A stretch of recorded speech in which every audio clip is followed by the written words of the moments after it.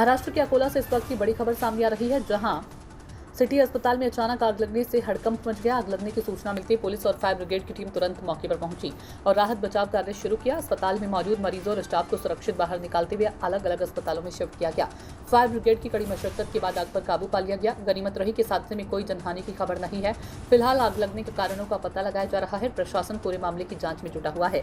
संवाददाता असगर खान की रिपोर्ट। 1:15 वाजेच्या दरम्यान सिटी हॉस्पिटलला आग लागल्याची माहिती रामदासपेठ पोलीस स्टेशन आणि आम्हाला मिळाली। त्या अनुषंगाने तात्काळ फायर ब्रिगेडच्या ज्या गाड्या आहेत, फायर ब्रिगेडच्या गाड्या इकडे आम्ही रवाना केल्यात। रामदासपेठ पोलीस स्टेशनचा संपूर्ण स्टाफ, रामदासपेठ पीआय आणि त्यांना मदतीसाठी सिटी कोतवाली पोलीस स्टेशनचे प्रभारी अधिकारी गवळी साहेब या पूर्ण स्टाफचा आम्ही इकडे रवाना केले।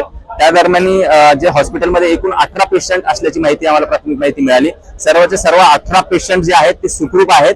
त्यांना निरामय हॉस्पिटल आणि केअर हॉस्पिटल या दोन हॉस्पिटलमध्ये शिफ्ट करण्यात आलेला आहे।